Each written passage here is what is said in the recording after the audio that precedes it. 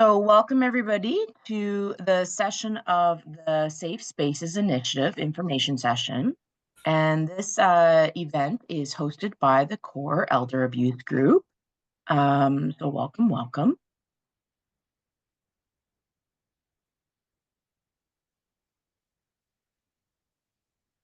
Next slide, Lillian.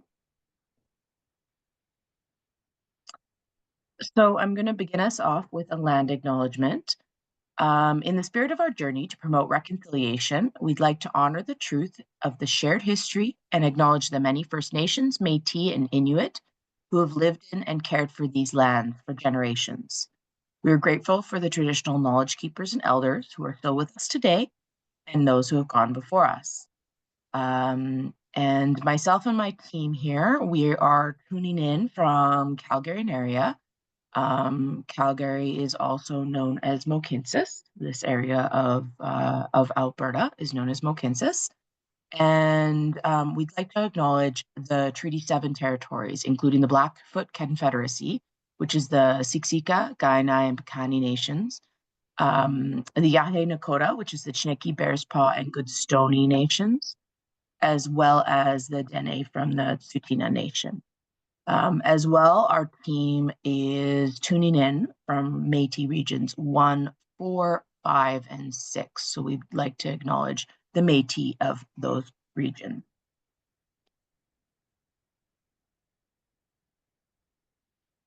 Little housekeeping. Nothing new here, but as I mentioned, we are recording the video. You can keep your microphones off during. We will have some question periods that you're welcome to either add questions in the chat or unmute yourself to have conversation with us. You can react however you would like to react, or raise your hand if you would like in the question periods. And then as you can see, if I don't think any of you are new to Zoom here, but there's the option to add things in the chat there. I will send out the recording afterwards so that you're welcome to watch it again or share it with your colleagues. And I'll pass it back to you. Thank you. So welcome everyone. Both Amanda and myself are part of the Core Elder Abuse Group. So we're really looking forward to today's presentation. For those of you who are not familiar with our group, please take a look on the Core website. We're always looking for new folks to join the work that we're doing, to host some presentations, to share resources, and to collaborate across the province. So I know Lillian has a lot to cover in a short period of time. Lillian is also part of our team with the Alberta Elder Abuse Awareness Council and is the Safe Spaces Navigator. So she has a lot of wonderful information to share today. So I'm going to let Lillian Omorefe take over today and share her information in regarding to the initiative. So welcome, Lillian. Thank you very much. Thank you everyone for joining us today in this very important, I should say, important session that we're going to be having. It's promises to be very informative, as I have tagged it. And this presentation is in line with the Prevention of Family Violence Month. That took place the whole of this month of November. So it's, our team, the AAC team, thought it's useful to bring out this initiative. Just to sync it with the Prevention of Family Violence Month. And so we are gathered here today to have this information session. I honestly don't want it to be one-sided.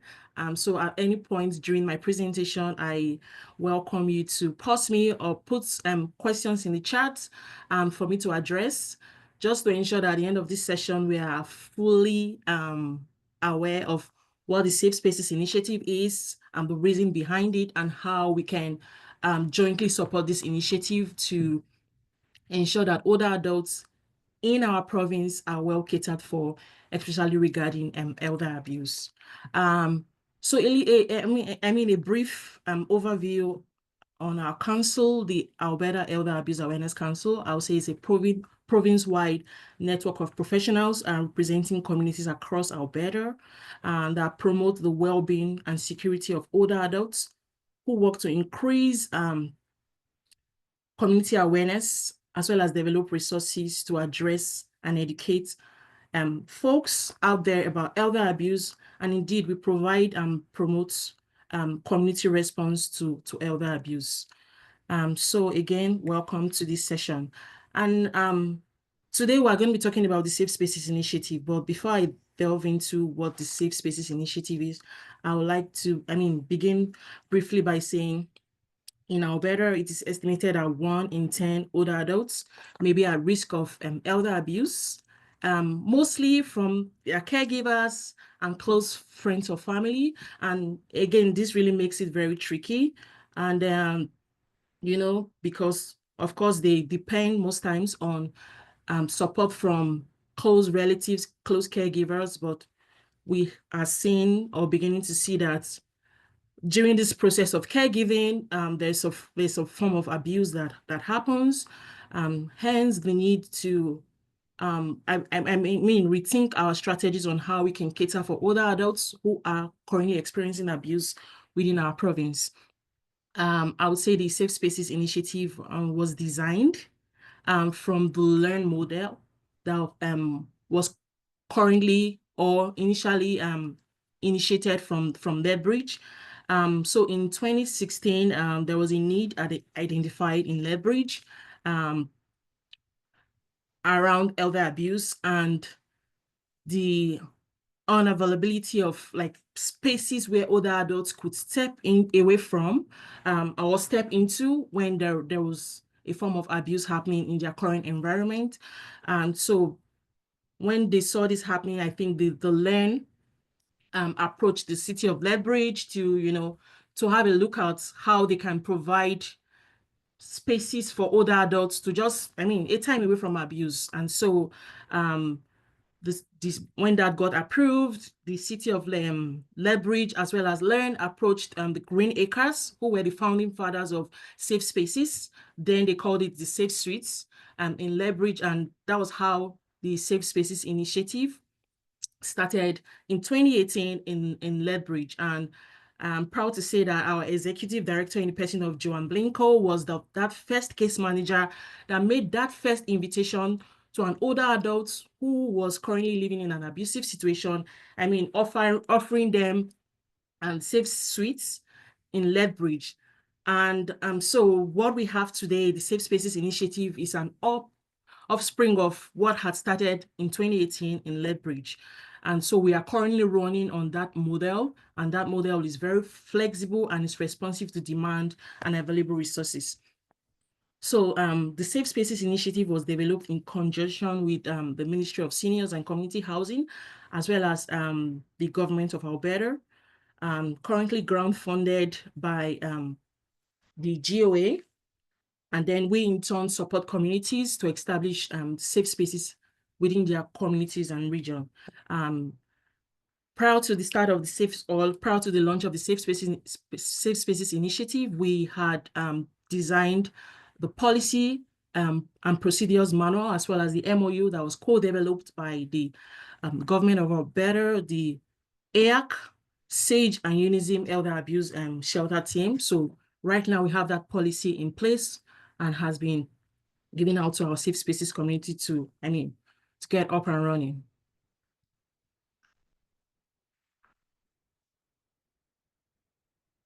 So I've been talking about safe spaces and, out there, maybe not in this room, people may wonder why safe spaces, why does it really matter? So I have, try to break it down. There's a lot of reasons why the safe spaces matter, but I have tried to break it down to a few reasons. Firstly, we are going to be addressing elder abuse. If we are providing safe spaces for older adults to have that opportunity to walk away from abusive situation, not just addressing elder abuse, we are also addressing the situation of homelessness, because we have discovered that older adults may face abuse from those they trust, and this could make them vulnerable, especially when they don't have an option. Studies have shown that older adults experiencing abuse are at a higher risk of homelessness, and this makes this situation really really tricky when they don't have an alternative housing arrangement to walk into. Also, the safe spaces, it just gives the older adults an opportunity to rebuild their lives. So this provides a supportive temporary housing that allows older adults, and not just allows them, empowers them to be able to confidently walk out of the current abusive situation they are facing. And because, of course, now they have an alternative that is being championed by their own decision. Also, the safe spaces, it provides that timely intervention for the older adults, as it provides quick access to housing and gives the older adults an opportunity to walk away from that abusive situation they are currently experiencing. So I would love to say that the Safe Spaces initiative is not just about providing housing for older adults. Most times it's their lifeline, right? It gives them that opportunity to know that they have an option, and nothing beats that when you know that you're facing a situation and you have an alternative that you can champion on your own. So that's what the Safe Spaces does for older adults currently experiencing elder abuse in our province. A few key features about the Safe Spaces initiative. Firstly, the Safe Spaces initiative, the Safe Spaces, they are free. Like I said, they are grant funded by the government of Alberta. So they are free interim housing and really flexible, up to 90 days. I would want to emphasize on the word flexible. Why I say that is because older adults can come in, spend the day, spend the weekend, and they're out. So it just gives them the opportunity to just clear their headspace. I mean, get things sorted out, like I'll mention as I go on, so it just gives them that opportunity to know that the option is flexible. They are not like trapped in a space for 90 days, and so they have that opportunity to have that flexible stay. And also the accommodation provided is confidential, because we know that at times when older adults are walking away from abuse, they just want to be in a separate space where the person causing harm is unaware of. So they have that opportunity to have that confidential housing arrangement whilst they're in the safe spaces. Another very beautiful key feature of the safe spaces is that it provides wrapped around safe support services for older adults. So what this means is that it provides comprehensive care, feeding, meals are provided, light housekeeping is provided. Older adult has an opportunity to engage in recreational activities, and there's opportunity for case managers to plan safety for the older adults, opportunity for help, access to healthcare and support that. I mean, down this presentation, I'll delve further into that. And also this a key feature of the safe spaces is that it gives the older adults an opportunity to, like I said, rethink their life in collaboration with the case managers and housing providers. So now this gives the case managers and housing providers the opportunity to plan a smooth placement process for the older adults. So the housing providers are able to provide or create supportive and welcoming environments tailored to the unique need of the older adults. So we know that older adults, their needs vary. So with these safe spaces, they are able to get that very tailored approach to care and support for the older adult. And also, like I mentioned, it's a very flexible program, and it's able to adapt to the cultural, gender, geographic needs of the older adults. And with the safe spaces, we know that, like, unlike in urban centers, resources are very limited for older adults in rural, remote, and indigenous communities. So hence, these safe spaces have been established in rural, remote, and indigenous communities just to cater for that very unique need of the older adults within this region.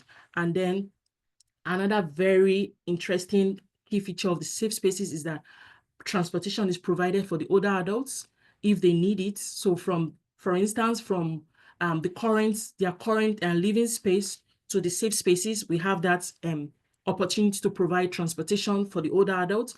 Another key feature is that there is an opportunity to provide translation services. So assuming we have an older adult who is maybe not have maybe challenges with English or with whatever language of communication, then there's an opportunity for us to provide translation services between the case manager and the older adult, just to ensure that that communication isn't a barrier to gaining access to the safe spaces. And also, like I would always say to Joanne, is that one very beautiful key feature that I think we've added to the safe spaces is the opportunity for the older adults to have some form of mediation with the person causing harm, because like we've seen and experienced, we know that most times the person causing harm to the older adult is either their son, their daughter, friends, really close family members. And we know that even if I mean, it's a situation of abuse, but to the older adults, they really want to maintain that relationship. That's why most times we see that it's very difficult for them to come up to speak about the abuse they are facing, because honestly, they don't want to cut ties with the person causing harm because of that close relationship they have. So we have the opportunity now to provide mediation services between the older adults and the person causing harm, just to ensure that that relationship is not strained, even if they are coming into the safe spaces. So maybe at this point, I don't know if anybody has any questions, or I should keep going. I'm not seeing the chats. Stephanie, Liz, anything I need to address? No Otherwise, I'm questions good to yet. go. Okay, okay. Okay, so moving on, we are going to be looking at the safe spaces process map, more like how those safe spaces operate and what we should be looking out for. So firstly, like within the safe spaces, we have the case managers who assess that an older adult they are working with may benefit from safe spaces. So one key feature about the safe spaces is that the older adults, as well as the case manager, they already have that relationship going on. Unlike in our shelters, where maybe the person is coming in from outside, from a different place. Within the safe spaces, we have the opportunity, the case manager already has the opportunity to have known the older adults. So in some ways, rapport has been developed. And so that way, the case manager is able to know that a certain older adult they are working with may benefit from the safe spaces. Once they are able to ascertain that, the case manager then works with the local housing provider to assess or identify available safe spaces. Currently, we are working on SL2, large spaces within the province. So like currently what I'm doing as a safe spaces navigator is going ahead to, make connections with housing providers, so that when the need arises for, say we have a community who is joining us and, needs a large space, what I've already been doing is, making that, like doing that legwork to connect with housing providers, just to get them ready for when we may need placement within their large spaces. So SL2 level is what we are currently working on. And then once that has been sorted out, the case manager then offers the safe spaces to the older adult and outlines the purpose and conditions to ensure understanding and agreement. So once that is done, the older adult accepts the safe spaces. So the way this works is the case manager is not like forcing it down on the older adult. What we do within the safe spaces is that we allow the older adult to be the driver of this initiative. So they're in charge, we let them be in charge. For instance, they are filling out the application form once they're coming in, just to ensure that they are empowered and know that they can take charge of this process. We have seen that this makes a difference, versus when, they're just saying, oh, you need to step out of that abusive situation. You need to be here now. We just let them, guide them through and ensure that they are in charge of the process. So once that has been sorted out, the case manager discusses next steps with the housing providers. And these next steps can be, for instance, is the older adult choosing to remain after the 90 days in the lodge space, and then the older adult now enters a separate agreement with the housing provider. Part of the process is the case manager also notifies our CCRO network, just to ensure that whatever need that older adult is coming into the safe spaces with is being addressed by any of our CCR members, just to ensure that they are well catered for and supported through their journey within the safe spaces. And then the case manager arranges transportation, like I had previously mentioned, to the housing facility. And then next steps, service plans and everything continues. So a bit details about how the safe spaces operate. Firstly, there's a referral by the case manager. So like I mentioned, the older adult most times is that individual who has already been working with a case manager. So they get referred to the safe spaces by the case manager, and the case manager acts as their primary point of contact, ensuring that they receive necessary support and care through this journey. And then a big key factor of the safe spaces is that there is a risk and eligibility assessment. So firstly, what we like to consider within the safe spaces is that the older adult is at low risk. So what that means is that the older adult is not fleeing from any violent or high-risk abusive situation, just to ensure that every other resident within the safe spaces and even the staff are safe, and feel safe. So we only accept older adults who are currently at low risk and not fleeing from abusive situation. But that doesn't mean that we turn them away. So usually what happens is, if once we've done that risk assessment and we see that the older adult is maybe medium high risk, and then we are referring them to maybe the elder abuse shelter or the women's shelter, depending on the need of the older adults. And also what we have currently put in place is a risk assessment, and that we just concluded, I think 2-3 weeks ago, where we had our case managers and their supervisors trained in the HOPE training. So this helps the case managers to be able to assess the level of risk as well as intervention needed for the older adults. And once that risk assessment has been done, then we are able to determine if the older adult is low, medium, or high. And if they are high, like I mentioned, then they are able to come into the safe spaces. Another eligibility criteria for access is that the older adult is able to reside independently in some ways, and then they are able to, properly fit into the safe spaces. So once it has been confirmed, then the case manager is offering the safe spaces to the older adult and letting them know that they are able to stay up to 90 days, between 1 to 90 days, depending on how they would like to go with that. And as the process evolves, case manager is able to discuss with the older adults to see what their long-term plans are, either maybe transition to long-term housing, go back to their homes, or continue with the current lodge they are in while they enter into a separate agreement with the housing provider. Okay, so here we have benefits of safe spaces. Honestly, the benefits are unending, but what I've tried to do here is break it down into benefits for the older adults, for the community, as well as for our CCR network. So for the older adults, obviously, we are giving them that opportunity to feel empowered to take charge of their lives. No one wants to feel babied, even when they are older. So that opportunity to provide that supportive housing for them and make them feel empowered while they're walking away from abusive situation is key to, it's a key benefit of the safe spaces.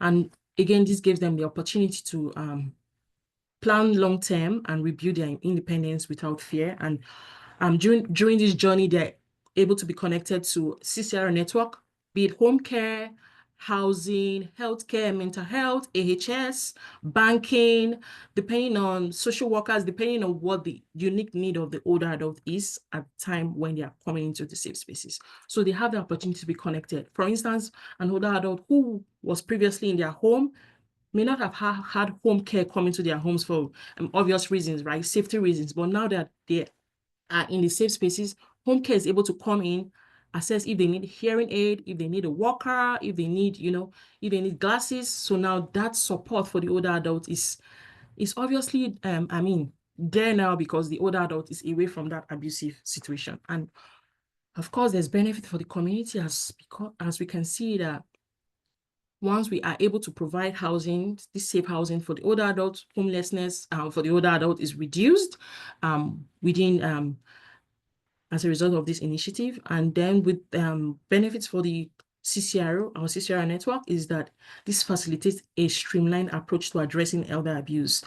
Services are now available and effective, and this encourages strong partnership within our CCR network. Our housing providers are now liaising with case managers, they are liaising with banking, with AHS, with home care, with legal team, you name it. There is now this unified approach to resolving elder abuse within the province. So it's a big win for us. So within the safe spaces, we have our community partners, we have our case managers, we have the housing providers, as well as our CCR network. So the safe case managers, I would say they play a big role, as they are the ones in direct contact with the case manager and with the older adults. They are the ones conducting the risk assessment, doing the safety planning, coordinating that transition into the safe spaces. And honestly, our housing providers are, they're honestly very supportive. I have had to contact housing providers who initially, immediately I mentioned elder abuse, they're like, oh, no. But when I take time to explain the benefits, you see how warming they receive the initiative. And honestly, it's without them, without those housing spaces or those lodges, honestly, this initiative will not fly. So they're a big key player within this initiative. And also our CCR network, we see how well they are coming together to support our older adults within this initiative, and even generally within our approach to resolving elder abuse in the province. Honestly, they're a big key player in ensuring that older adults are supported through elder abuse in the province. Okay, so I've been saying a lot, but I think it's interesting to know that currently we have safe spaces up and running in some communities in our rural, remote, and indigenous spaces. So currently we have a safe space grant-funded in Camrose, in Kersholm, Vulcan, in Hinton, Lethbridge, of course, because they pioneered it. So now they are funded by us, by the GOA. So they are within the initiative too, and we have safe spaces running in Lethbridge. And then we have a Medicine Hat, Spruce Grove, Westlock, Athabasca. So honestly, the initiative is growing and it's expanding. So I think what we need to do, when I say we, maybe we in the room and anyone going to listen to this, is put the word out there. We need more safe spaces. We need more support to ensure that this is expanded across the province and well utilized, to ensure that older adults are not left in the cracks when they need that support. Okay, so honestly, like I mentioned, we need to expand this initiative, and to get this up and running, I think I missed that, is we need communities who have active CCR network. So once they have that in place, then they are able to submit an application of interest to join the safe spaces or to have safe spaces within their community or region, just to ensure that they have that support, because without the CCR network, like I had mentioned, that support will be lacking for the older adults. So we have to, establish this within communities who have active CCR. And once that has been put in place, then we are able to support them to establish safe spaces within their communities. And through this process, we have several resources, trainings to support case managers and housing providers through this journey to ensure that they are better able to support older adults. And some of these resources include, like for instance, they just concluded harm to older adults, older persons evaluation training that we just concluded. And we have the mental health first aid for supporting older adults. Also, we have the taking action against elder abuse that Liz, our education coordinator, is currently championing. And we also have the neighbors, friends, and family training for our housekeeping staff, food staff, activities coordinator, housing providers, just to ensure that they are well equipped to support older adults. Currently, we have just launched our Safe Spaces Community of Practice to support case managers and housing providers. So we have this supports separately. So case managers have theirs and housing providers have theirs. So what this community of practice does for case managers is it just gives them that opportunity to come together. So case managers across our safe spaces community come together, they share experiences, what's working, what's not working. For instance, currently we have had instances where case managers have offered safe spaces to older adults. Few declines, some because of pets, because of distance. So what this community of practice does is that it gives case managers the opportunity to hear how it works for another community, and just to ensure that they are well supported through this initiative. And also for the housing providers, we have a separate community of practice for housing providers, just to ensure that, you know, there's that opportunity to brainstorm, to share experiences, share challenges, and see how we can all better support older adults through the process whilst they are in the safe spaces. Again, all this information can be found on our website, and then if you would like detailed explanation, detailed walkthrough about the safe spaces, you can give me a call or contact me via my email, and I'll be happy to share more and then walk you through the process on how the safe spaces works and how, again, we can expand it across the province. Okay, so I'll be turning it over to Stephanie, Liz, I'm not sure who now, for questions, if I have any. So far we don't. Does anybody have any questions for Lillian here?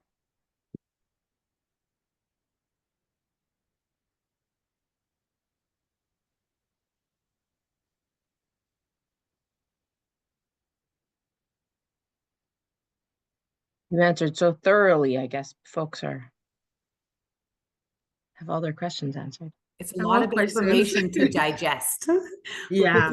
We'll give folks a few moments because I know it's a lot of information. Hi, it's Amanda here. Hope everybody can hear me. Great presentation. I think this is such a needed program. My question is there, I know there's been several call outs for proposals so do you maybe want to talk a bit about that, Lillian, about the process? Is there a coming up one? Is it kind of occurring all the time? You can apply for this funding, or how does that work? Okay, great question.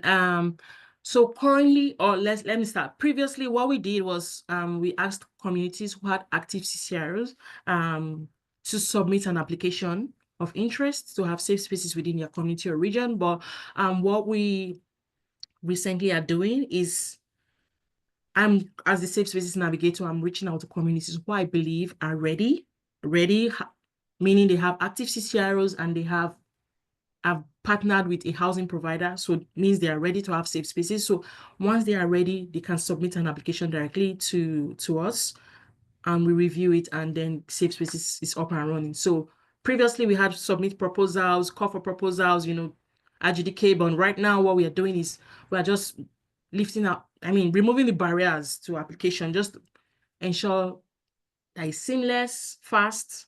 So communities that are ready, I'm reaching out to them, and then they're submitting, and we are reviewing, and safe space is being established. Excellent. Thank you for that. I appreciate that.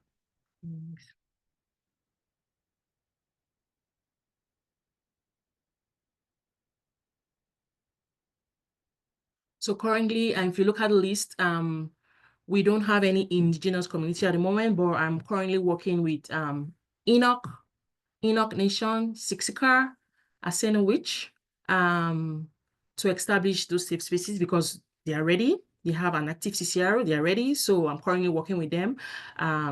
So maybe the next time we're having this session, we'll have them on board already.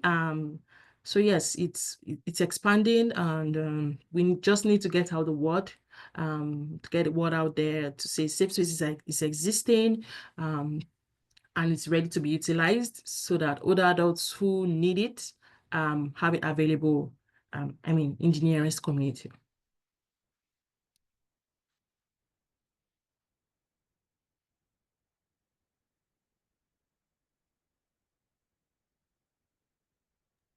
Are there any cultural supports available in these spaces? Great question. So currently I am the Safe Spaces Navigator, but within the council, we have two indigenous liaison person who one support the north and the other the south. So when we have admissions into safe spaces, we have that support. We have that support from our indigenous liaisons. Like I had mentioned, we are currently looking at establishing in Enoch, Siksika, and Esenowich.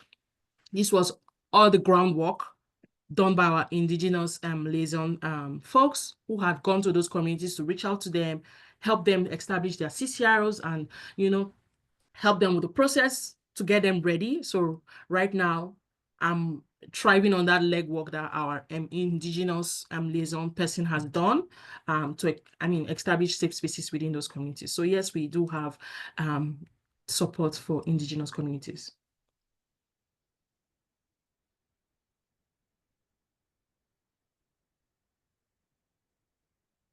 Any further questions? And like I had mentioned, this with the safe spaces, just like it was in Lethbridge, the older adults, like the time and duration of for staying in the safe spaces between 0 to 90 days. But honestly, the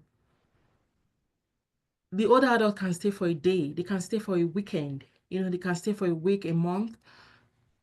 Just letting them know that they have that flexibility, it's very empowering, because most times when they hear, I'm talking from experience that my executive director has shared with me, because she was the case manager at Lethbridge when the program first started, is when you tell older adults they are coming in to stay for 3 months, it may freak them out. But when they have that when they know that it's very flexible, it can be for a weekend. You want to clear your head for a weekend, for a month, 2 months, that makes a difference. So just letting them know that the program is really flexible, and then gives them the opportunity, and that they have the opportunity to be the leader of this process, to champion the process, to be the driver. It says a lot, and it makes a lot of difference. So I think that's part of the word we need to get out there when we're talking to older adults about this program, is that they are in charge, they can be in charge, and then they don't have to commit to staying the whole 3 months. It's really flexible. Hi, Lillian. It's Amanda again. Okay.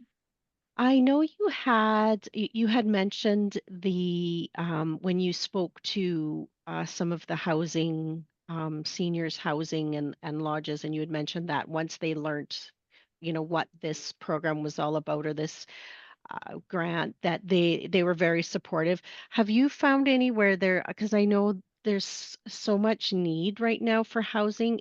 Is there a barrier that there just isn't spaces available at some of these, or are you finding that that's not the case, that they're able to have some safe space at their facility or their lodging?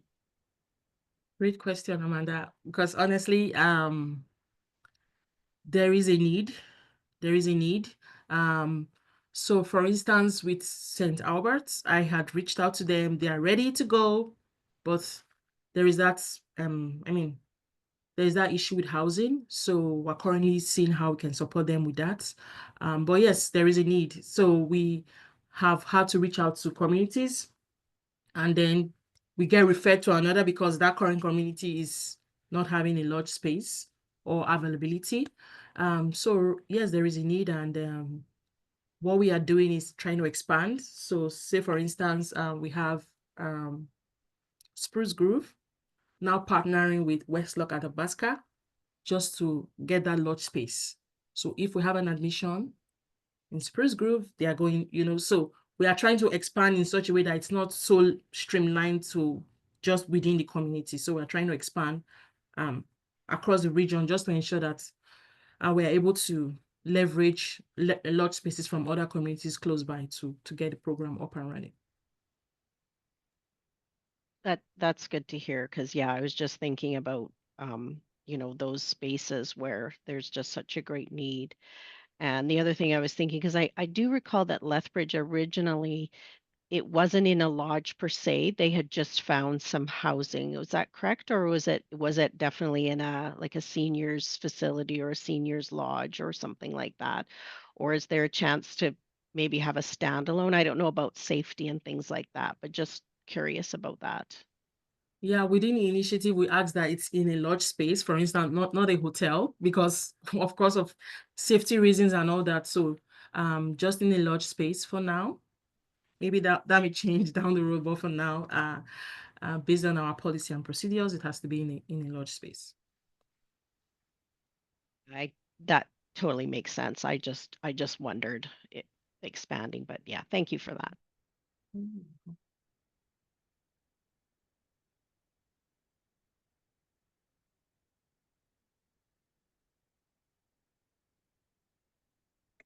Well, if that's all the questions for now, then I guess that concludes our presentation, and wraps up our presentation.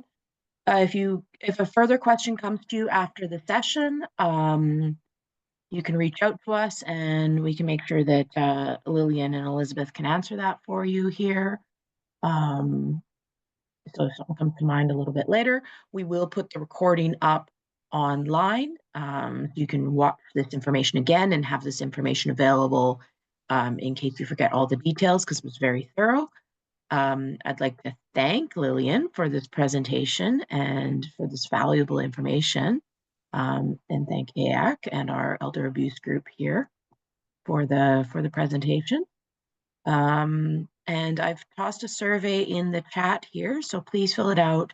Let us know your thoughts about the presentation, and if you also have suggestions for future topics that you'd like the core elder abuse group to pursue, that's in the chat. And then I've also put in the chat, in case anyone's interested, we do have a later session today on special needs assistance for seniors, put on by the Government of Alberta core group here. And we also have Dr. Rose Jody, who's in the room here. Actually, both Danielle and Dr. Rose Jody are in the room here. But we'll be having healthy relationships as we grow older on Friday. So those two future presentations are coming up. Lillian and Elizabeth, would you like to say any additional words? No, I think with that, Lillian, thank you so much. The presentation was excellent. Information was so helpful and valuable. And as you can see in the chat, we're going through the chat. So I think, a lot of folks, there are some questions that I'm sure we will continue to engage in conversation with down the road. And it was just such an informative session. So on behalf of the Core Elder Abuse Group, thank you so much for sharing your information with us and everybody else in the room today. So thank you. And Stephanie, thank you so very much, as always. Thanks, everybody. Bye-bye. Thank you so much for, hanging out to listen to my presentation today. Really helpful. Thanks. Yeah, do have a great week. If you have any questions, please feel free to reach out and I'll be happy to provide that answers as much as I can and support to establishing safe spaces across the province. So again, thank you. Thank the GOA for this initiative and then supporting us through this. And again, thanking the SAGE and UNISM for their support thus far. And then, yes, hopefully the safe spaces is up and running in the community near you.